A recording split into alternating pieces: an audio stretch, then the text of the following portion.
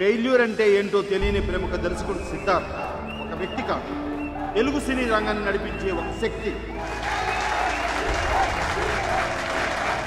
చిన్న వయసులోనే మన తెలుగు సినిమాని అంతర్జాతీయ స్థాయికి తీసుకెళ్లిన దర్శకుడు మన సిద్ధార్థ్.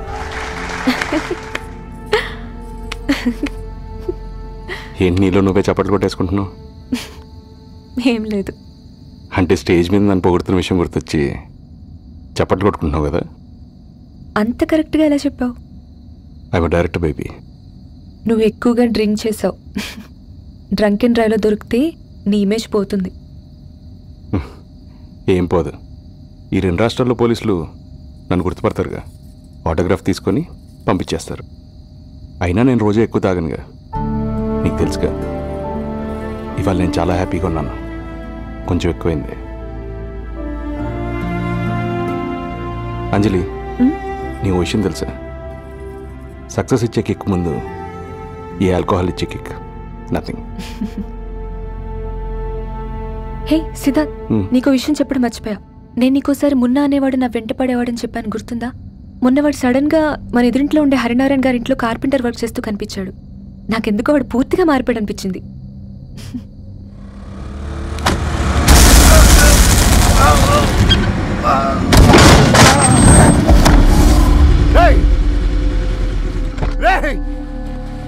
సారీ అండి. ఏమనుకుంటున్నావురా? ఇల్లు అనుకుంటున్నావు, రోడ్డు అనుకుంటున్నావు, కింద పడి చచ్చిపోతే ఏం చేస్తావురా?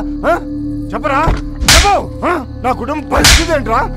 అయినా అమ్మాయి పక్కన ఒళ్ళుపై తెలియకుండా సారీ, మా హస్బెండ్ చేసిన పొరపాటే, దానికి నేను సారీ చెప్తున్నాను. మీకు ఆయన ఎవరో తెలిస్తే. ఎవడైతే నాకేంటి? ఆయన ఎవరో కాదు, సినిమా డైరెక్టర్ సిద్ధార్థ్.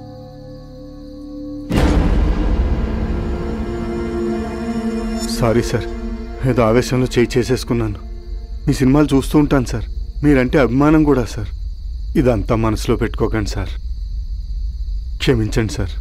అమ్మా క్షమించండి.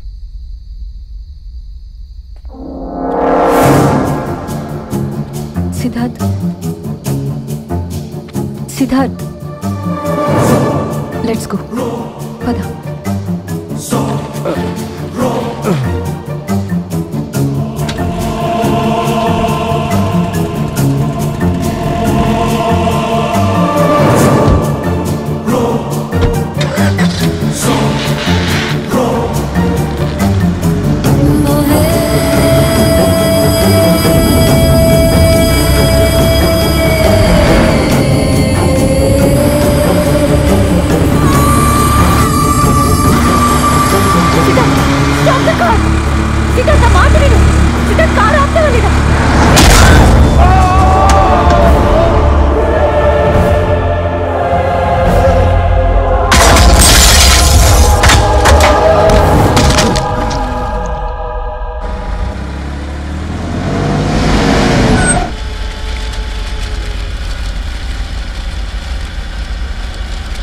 సారీ.